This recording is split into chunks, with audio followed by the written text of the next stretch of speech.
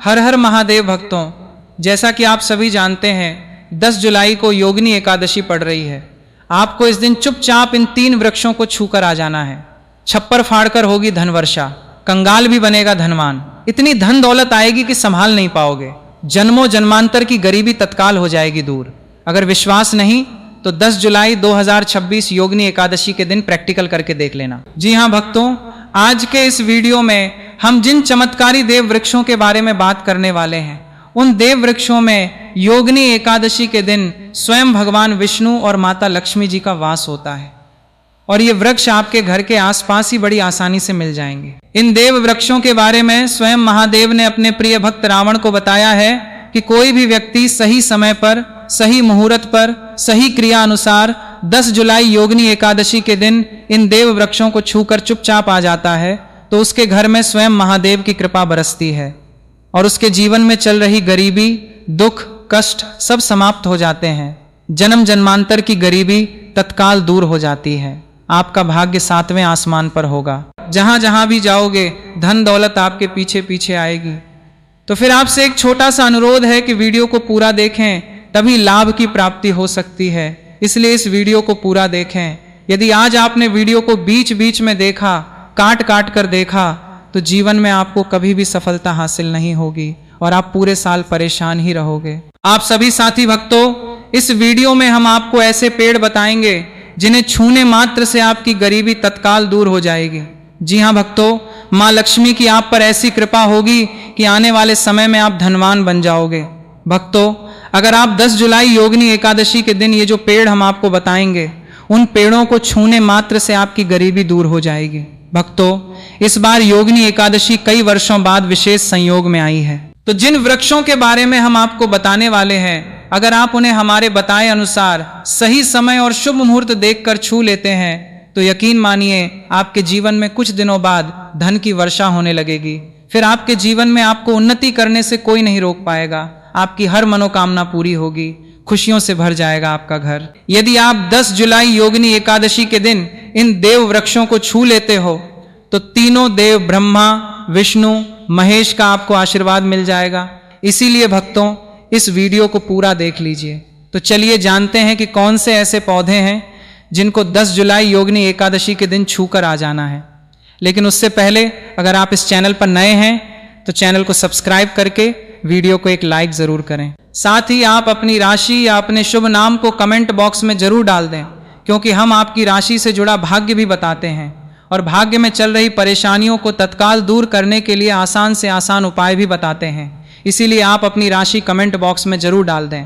तो चलिए भक्तों, वीडियो को शुरू करते हैं। देखिए भक्तों, हमारी हिंदू संस्कृति में कई तरह की पौराणिक मान्यताओं को महत्व दिया गया है। कई ऐसे पेड़ पौधे होते हैं जो देव वृक्ष कहे गए हैं और काफी शुभ भी माने गए हैं।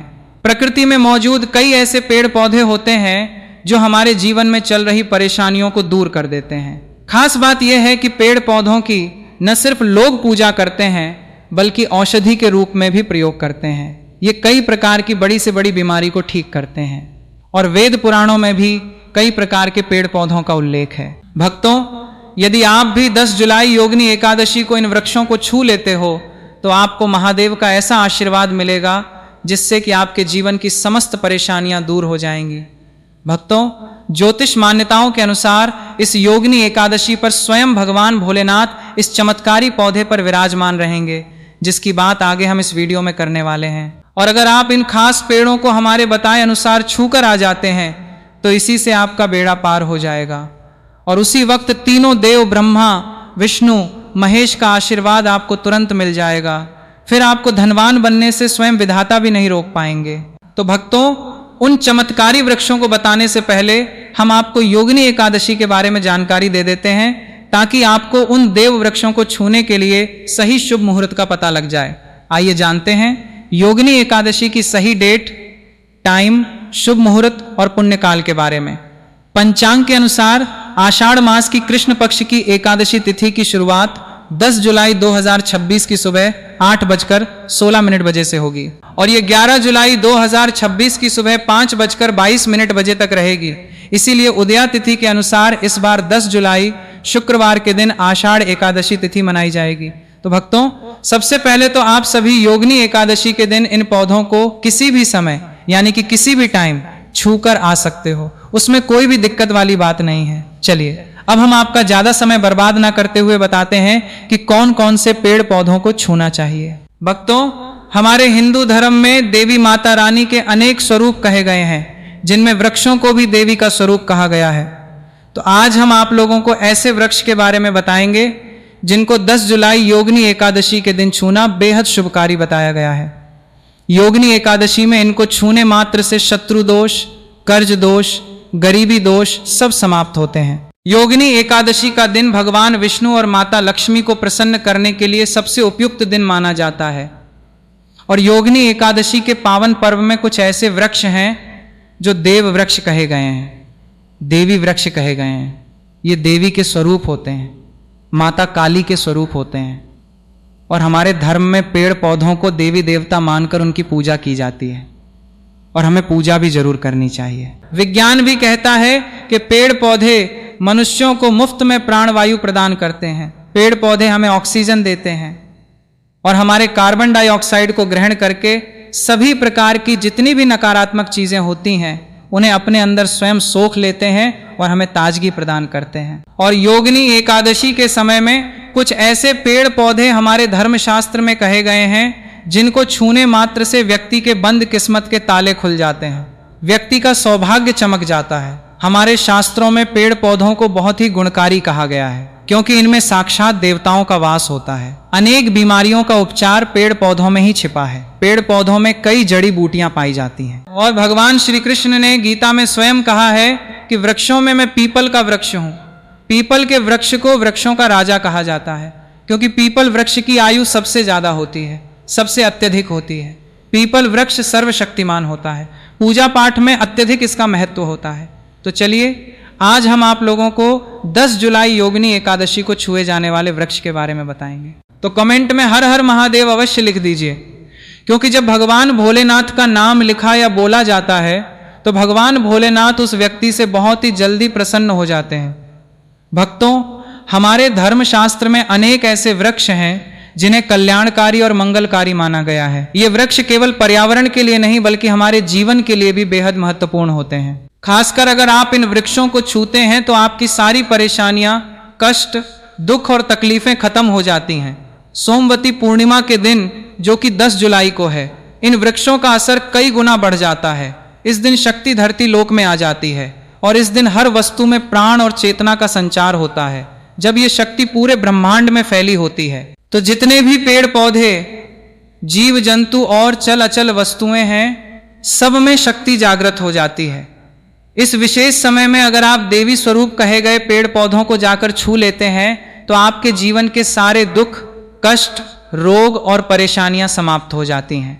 खासकर काल सर्प दोष, मंगल दोष, शनि दोष और राहु दोष जैसी समस्याएं तत्काल अपना असर छोड़ देती हैं और पूरी तरह समाप्त हो जाती हैं। भक्तों, आज हम आपको 4 से 5 देव वृक्षों के बारे में बताने वाले हैं जिन्हें हमारे धर्मशास्त्र में बहुत महत्वपूर्ण माना गया है। ये चारों वृक्ष आपके जीवन में सुख, समृद्धि और खुशहाली लाने के लिए बेहद प्रभावशाली होते हैं। इसीलिए इस वीडियो को ध्यान से देखना, क्योंकि अगर आपने इसे बीच में काट कर देखा तो बाद में आपको पछताना पड़ सकता है। 10 जुलाई योगिनी एकादशी का पर्व ऐसा है जब आपको लंबी लंबी पूजा पाठ करने की जरूरत नहीं होती है।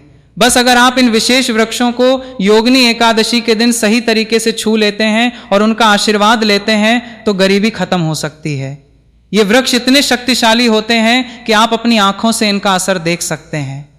और खास बात यह है कि ये सारे देव वृक्ष आपके आसपास आसानी से मिल सकते हैं, तो आप इन्हें अपने घर के पास से ही ढूंढ सकते हैं। अब वीडियो में आगे बढ़ने से पहले अगर आपने अभी तक कमेंट बॉक्स में हर हर महादेव नहीं लिखा है तो कृपया हर हर महादेव जरूर लिखें और वीडियो को लाइक भी अवश्य ही करें। तो भक्तों, अब हम बात करते हैं कि कौन से वे 3 वृक्ष हैं जिन्हें हमें योगिनी एकादशी के दिन छूकर आना चाहिए। ये वृक्ष न सिर्फ आपके जीवन को खुशहाल बनाते हैं बल्कि आपकी गरीबी और दुख दर्द को भी समाप्त कर देते हैं। इसलिए हम चाहेंगे कि आप सब योगिनी एकादशी को इन वृक्षों की पूजा जरूर करें और इन्हें छुएं, क्योंकि इस दिन इन वृक्षों की पूजा करने से आपको अनगिनत लाभ मिल सकते हैं। चलिए भक्तों, अब हम जानते हैं कि वे देव वृक्ष कौन से हैं जिन्हें छूने से हमारी गरीबी खत्म हो जाती है और जीवन में सुख समृद्धि का आगमन होता है। पहला वृक्ष है बेल का वृक्ष। योगिनी एकादशी के दिन बेल का पेड़ सबसे महत्वपूर्ण माना जाता है। भगवान शिव को बेल के पत्ते अत्यंत प्रिय हैं और उन्हें शिवलिंग पर बेलपत्र अर्पित करने से विशेष पुण्य की प्राप्ति होती है। बेल का पेड़ शिव के पूजन के लिए अत्यधिक पवित्र माना जाता है। बेल के पत्तों का उपयोग भगवान शिव के पूजन में विशेष रूप से किया जाता है। बेल का वृक्ष माता पार्वती के पसीने से उत्पन्न हुआ और स्कंद पुराण के अनुसार यह वृक्ष देवी स्वरूप माना गया है, यानी यह नवदुर्गा का स्वरूप है। स्कंद पुराण की कथा में कहा गया है कि बेल वृक्ष की जड़ में गिरिजा, तनों में माहेश्वरी, शाखाओं में दक्षिणायनी, पत्तों में माता पार्वती, फलों में कात्यायनी, फूलों में गौरी और इस वृक्ष के संपूर्ण शरीर में मां लक्ष्मी जी का वास होता है। माता पार्वती के पसीने से उत्पन्न होने के कारण यह पेड़ कई देवी देवताओं का स्वरूप माना जाता है, इसलिए यह वृक्ष धार्मिक रूप से अत्यंत महत्वपूर्ण है। अगर आप संध्या काल में शिव मंदिर या नवदुर्गा मंदिर के पास बेल के वृक्ष के नीचे घी का दीपक जलाते हैं तो व्यक्ति धनवान, गुणवान और पराक्रमी बनता है। इस पेड़ के स्पर्श से व्यक्ति के सभी मनोरथ पूरे होते हैं। इस पेड़ को छूने से पहले आपको एक खास मंत्र भी बोलना चाहिए। वो मंत्र है दर्शनम बिल्व वृक्षस्य स्पर्शम पाप नाशनम अघोर पाप संहारम एक बिल्वम शिवार्पणम। इसका अर्थ है कि बेल वृक्ष का दर्शन और स्पर्श करने मात्र से सभी पाप समाप्त हो जाते हैं और शिव को चढ़ाया गया एक बेल पत्र पापों का नाश करता है। अब भक्तों, दूसरे उपाय के बारे में बात करते हैं। तो देखिए, सबसे पहले बात कर लेते हैं कि मां तुलसी के बिना श्री हरि विष्णु का पूजन और श्री हरि विष्णु का भोग दोनों ही अधूरे हैं। जब भी हम श्री हरि विष्णु को भोग कराते हैं, उनको भोग लगाते हैं, उसमें हम तुलसी दल जरूर डालते हैं। एक पत्ता डालेंगे लेकिन तुलसी दल जरूर डालते हैं, क्योंकि बिना तुलसी दल के श्री हरि विष्णु भोग स्वीकार नहीं करते। और इस महीने में तुलसी का पूजन करने से व्यक्ति को सौभाग्य की प्राप्ति होती है, उसके घर में कभी निर्धनता नहीं आती। आप देखिए, सबसे पहले तो आपको इस महीने में एक हरा भरा तुलसी का पौधा अपने घर में जरूर लगाना चाहिए। अगर पहले से आपके घर में तुलसी का हरा भरा पौधा है तो बहुत उत्तम है। अगर नहीं है तो इस महीने में तुलसी जी का पौधा जरूर लेकर आएं, क्योंकि यह सबसे श्रेष्ठ महीना है तुलसी के पौधे को अपने घर लाकर लगाने के लिए। दूसरी चीज कि देखिए, इस महीने में या उससे पहले आपके घर में तुलसी जी का पौधा सूख गया है, और अगर तुलसी का पौधा आपके घर में सूखा हुआ है तो उससे कौन सा उपाय है जो आप करके रातों रात अपने भाग्य को चमका सकते हैं। तो देखिए, अगर आपके घर में तुलसी जी का सूखा हुआ पौधा है, इसमें आपको हरे भरे पौधे से उपाय नहीं करना। आपके घर में तुलसी जी का अगर सूखा हुआ पौधा है, उसी से आप उपाय करेंगे। इस चीज का ध्यान रखें। तो देखिए, अगर तुलसी जी का पौधा सूख गया है तो आपको क्या करना है, उसकी छोटी छोटी टहनियां लेनी है, गिन करके 7 टहनियां। ठीक है ना? कितनी टहनियां लेंगे?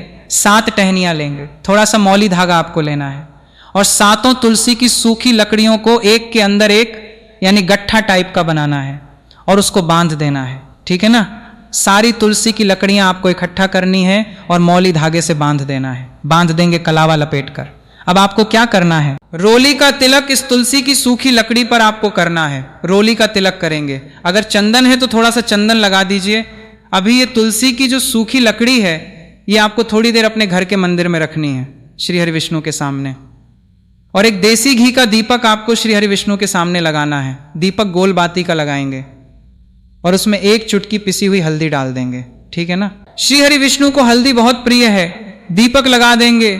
थोड़ी देर बाद जो तुलसी की लकड़ियां हैं उनको ऐसे ही रखा रहने देंगे, तिलक कर देंगे। अब थोड़ी देर बाद आपको क्या करना है, तुलसी की वो जो सूखी लकड़ियां आपने बांधी थी कलावे से, मौली धागे से, अब आपको उन्हें उठाना है। एक छोटे से लाल कपड़े में आप इसको रख लीजिए। ठीक है ना? लाल कपड़े में रख लीजिए। पीला कपड़ा हो तो पीले कपड़े में रख लीजिए। रखने के बाद आपको क्या करना है, इसकी पोटली टाइप की बना देनी है। धागे से लपेटकर मौली धागे से ही पोटली बना लीजिए, आराम से बन जाती है। अब इस पोटली को आपको कहाँ रखना है, इसे आपको अपने घर के मुख्य द्वार पर टांगना है। ठीक है ना? अंदर की तरफ, बाहर की तरफ नहीं, अंदर की तरफ मुख्य द्वार पर टांग दीजिए और माँ लक्ष्मी का ध्यान करिए, श्री हरि विष्णु का ध्यान करिए। उनसे प्रार्थना करिए कि हे धन की देवी माँ लक्ष्मी, आप मेरे घर में पधारिए और अपनी कृपा मुझ पर बरसाइए। इस तरह से आपको प्रार्थना करनी है और मंत्र बोलना है। या नमो भगवते वासुदेवाय नमः 11 बार ये मंत्र बोलना है। एक दीपक आपको जिस दिन भी उपाय कर रहे हैं अपने घर के मुख्य द्वार पर प्रज्वलित करना है। चौमुखी दीपक यानी 4 बाती का दीपक लगाएंगे और थोड़ी सी हल्दी उस दीपक में भी डाल देंगे। मुख्य द्वार पर दीपक बाहर की तरफ लगाना है, सीधे हाथ पर, ठीक है ना। ये उपाय आप करिए और देखिए कि कैसे आप महाकरोड़पति बनते हैं, कैसे आपके पास पैसा आता है और कैसे आपके पास पैसा रुकता है। तो ये वही उपाय है जो रातों रात आपके भाग्य को चमकाएगा और आपको महाधनी बनाएगा। छोटा सा उपाय आपको महाकरोड़पति बनाएगा अगर सच्ची श्रद्धा से आपने इस उपाय को कर लिया। साथ ही साथ इस महीने में अगर कोई जूते का दान कर देता है, जूते चप्पलों का कोई दान कर दे इस माह में, तो समझ लीजिए उसे हर वो वस्तु मिलती है जिसकी वो कल्पना करता है, जिसकी वो चाहता है। आपने अगर कुछ ऐसा सोचा है कि हाँ मुझे ये वस्तु या मुझे ये चीज़ मिल जाए, मेरी इच्छा पूरी हो जाए, आपकी कोई भी इच्छा अधूरी है, पूरी नहीं हो रही, तो इस माह में आप एक व्यक्ति को जूते या चप्पल दान करें। फिर देखिए कि आपका भाग्य कैसे आपका साथ देता है और कैसे आप अपने जीवन में आगे बढ़ते चले जाते हैं।